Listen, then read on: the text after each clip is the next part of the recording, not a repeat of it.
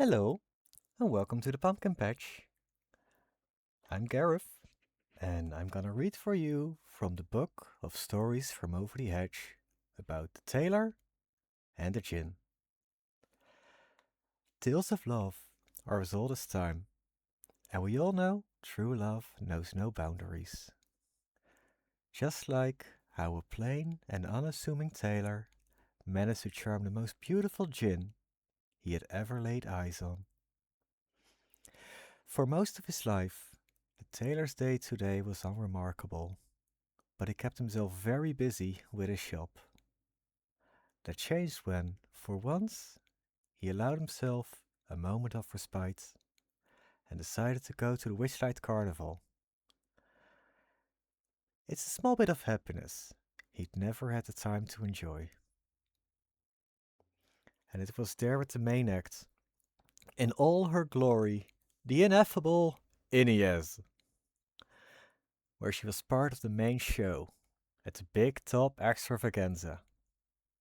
And as in every show, she chose a volunteer from the crowd to assist her in her act.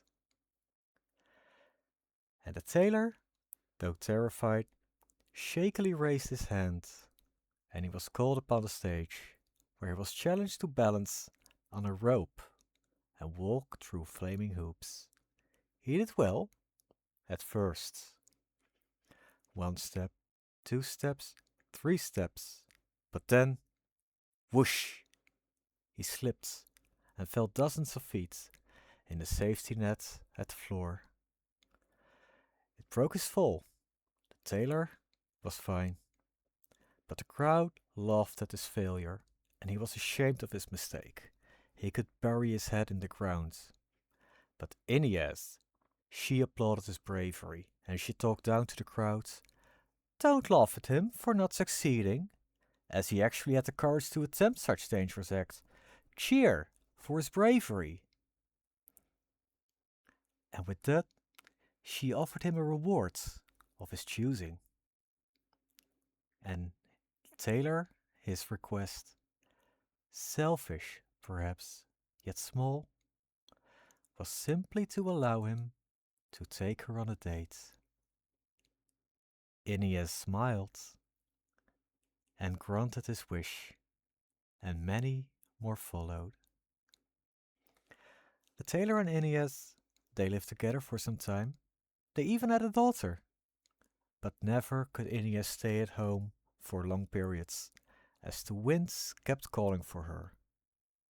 But no matter where she went, no matter how far, the tailor always stayed in her heart.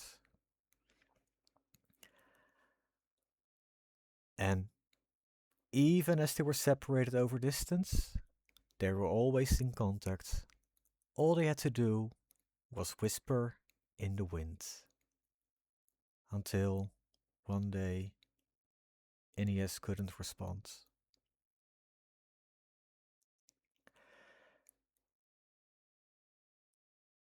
Ah, did you know? I'm friends with her daughter, and I've met Inniaz.